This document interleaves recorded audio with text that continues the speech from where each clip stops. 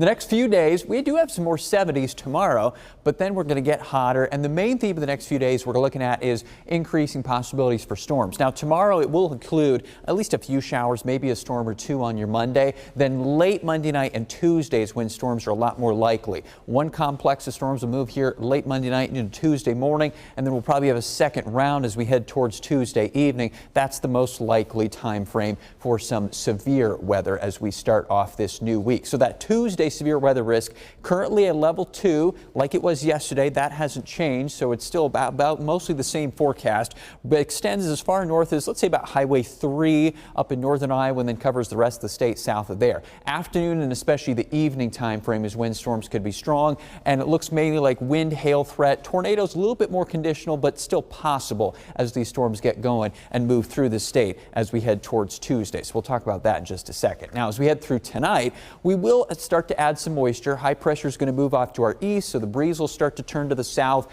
More moisture will come into the air in the form of clouds first. Parts of far western Iowa around daybreak tomorrow could see a few showers. That's going to be a storm complex out over the plains that then sort of decays and dies as it heads here into central Iowa. But I think maybe a few scattered showers and a non-severe storm or two is possible, let's say for about mid-morning tomorrow and into the first part of the afternoon. That's sort of round 1, I guess you could call it. Not rain for everybody, though. Enough clouds to keep our temperatures still down, mostly into the 70s, maybe even a few 60s that hold on to clouds the longest into the day tomorrow. Now, as we head towards tomorrow night, that next complex of storms starts up into the evening hours out over Nebraska, travels into northern Iowa, especially as we head past 10 o'clock tomorrow night and into the wee hours of Tuesday morning. Most of these storms will be non-severe. Wouldn't rule out maybe some hail possible, maybe an isolated stronger wind gust, but that's not a high-level severe weather threat. Definitely some heavy rain, though, that we'll talk about into Tuesday morning. That's the next round. And then we'll get sort of a lull in the action on Tuesday. As a front starts to move in, we're probably going to have a split in temperatures. Southern Iowa could get up to 90 degrees on Tuesday with some really soupy, sticky air, too. Northern Iowa probably only gets into the 80s, especially if we have some clouds overhead. Now, those morning storms will probably leave a boundary behind as well. That could be kind of the focus zone for more storms to form towards the afternoon and evening.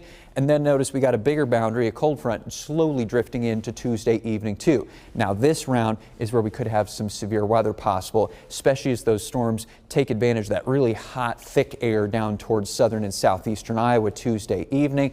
And then by Tuesday night, those storms are gone. Rainfall wise, again, we're going to have some efficient rain producers with these storms, and there's going to be more of them later in the week. So the next 5 days as we go towards the holiday could end up with widespread 1 to 3 inches where you see those purple to reddish orange colors across much of the state. Don't pay too much attention to the exact location, but heavy rainfall definitely looks possible. So enjoy the rest of today. 70s right now, low humidity. That dew point's only in the 50s. We're going to have a lot thicker air in the forecast, especially by Tuesday. Wednesday, then, after we get rid of those storms, we're dry on Wednesday with sunny skies, still some upper 80s, so we haven't been able to cool down too much. Next round of rain comes with some scattered showers and storms on the 4th itself, so we'll keep an eye on that part of the forecast. Maybe a lingering shower or two with the breeze turns back to the north and west on Friday, and then we'll hang out into the 80s as we head towards the upcoming weekend.